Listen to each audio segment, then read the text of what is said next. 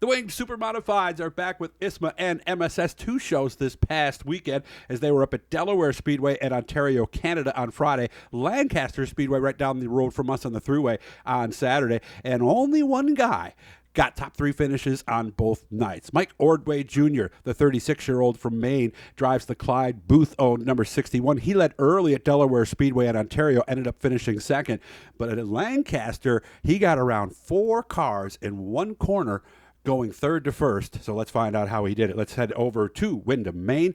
Mike Ordway Jr., you see him smiling in the picture. Mike, how we doing today?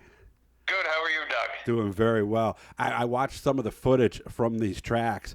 Are they as fast as they look? Because, I mean, I couldn't get over how fast you guys were going around these tracks.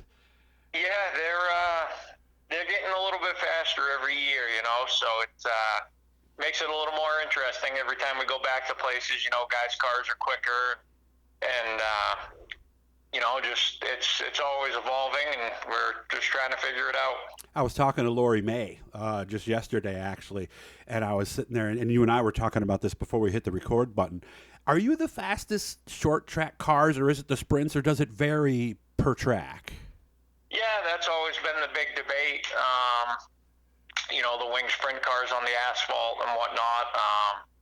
Like I said, some places we go, they're quicker. Some places we go, we're quicker than them.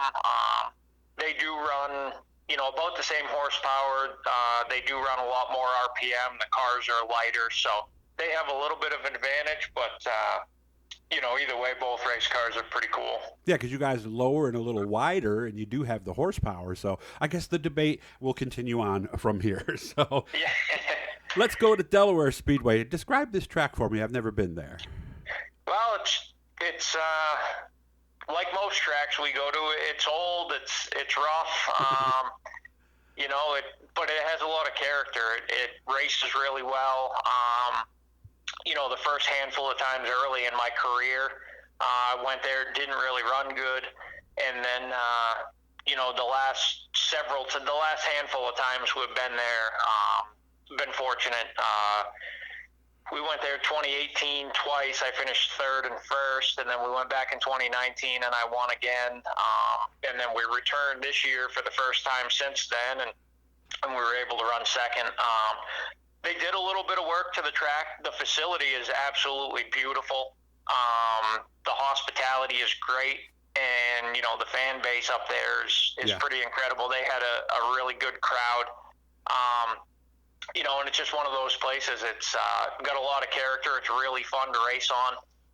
They did do some upgrades to the racing surface itself that I think helped a lot of people out. So just one of those places we really enjoy going to, and we're glad that they have us. Yeah, I've talked to a lot of other drivers from other series who go to Ontario, and they talk about the atmosphere pretty much being second to none. So you led early. You were fast. Trent Stevens was able to get by on lap number 10 over in turns 1 and 2. Was he that much better than you? Yeah, their car was, I would say, by far the best car, in race condition. We were decent, time trialed second, and ultimately redrew the pole for the start, and got clean air for the couple laps at the beginning there. And then, once Trent was able to clear traffic, he pretty much just rolled around me and drove off. I started to catch him a little bit, middle of the run, for whatever reason, never got to him though. And then we had a restart. I think there was 15 or 20 to go. I drove down into one under him. He picked the top on the restart and drove in under him, getting into one, and just couldn't get the car to rotate, and he was able to clear me and ultimately drove away. We were good enough to finish second, so it wasn't too bad, but you always think the ones you start on the pole, you should be able to win. So we knew we had a little bit of work to do going into Saturday.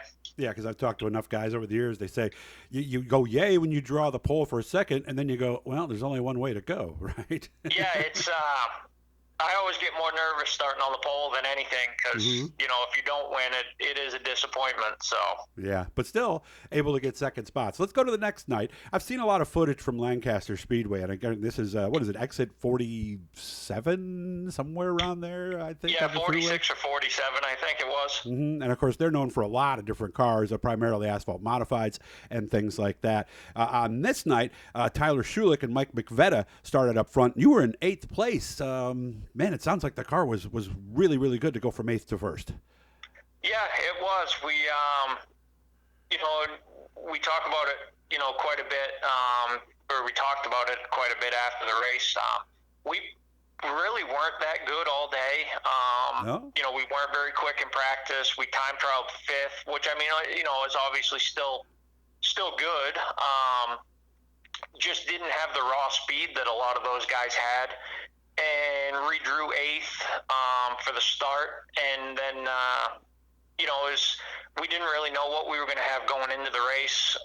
You know, made a couple changes that we thought would be correct, and you know, ultimately, so this car was brand new last year, and you know, really we're still trying to figure it out.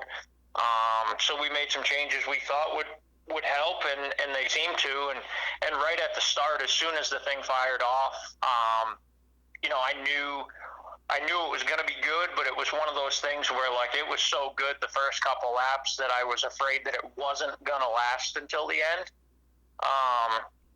You know, was able to get to, I think, 5th, right at the initial start, and then we had a yellow on lap 4, and that restart I was able to get to 3rd.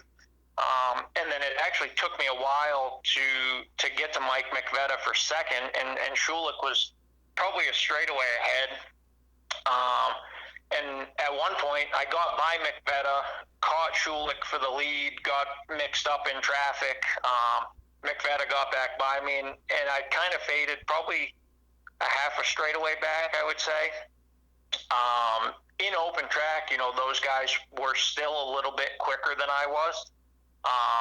We were just really good in traffic. So, you know, I knew my only shot. I had to kind of start searching around. I knew my only shot to get both of those guys was in traffic if I needed to be with them when they caught the lap traffic.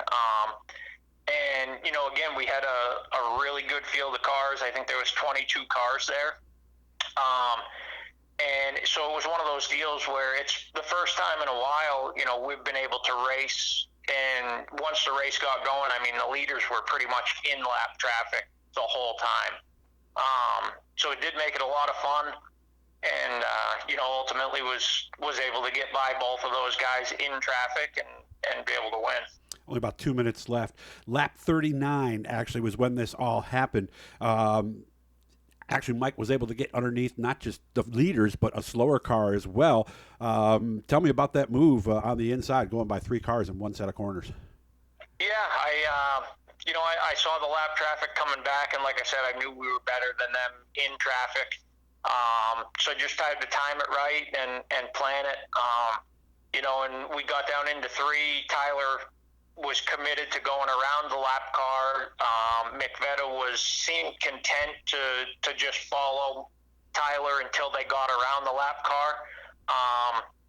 And I knew that was, you know, ultimately my only shot. So I set him up getting into 3, and you know, I usually don't make many risky moves. I like to try to play it more conservative, but I knew my only shot was to try to diamond the corner off and get under the lap car and the lead cars all at the same time. And at Lancaster, when you come off of 4, the front straightaway is a drag strip, and it really widens the racetrack out. So there was plenty of room, and we were able to get a good drive off the corner and get under, you know, the lap car and the 2 first and second place cars all at the same time, so it worked out. And in the process, he won the New York Racing Moms and Ken Collision Hard Charger Award. We're just about out of time. It's hard to believe it went by this fast, but you can find out more about not just these races, but what else is coming up, and of course the drivers that follow the ISMA MSS Tour. ISMASupers.com is how you can find out more. Mike, I really appreciate you making time for me. Good job, buddy, and we'll talk to you again soon, hopefully. Hey, thanks for having us, Doug. Make sure to subscribe and make sure to go to the page. It's a whole bunch of pictures, all kinds of cool stuff. ISMASupers.com. The 2025 season is finally here.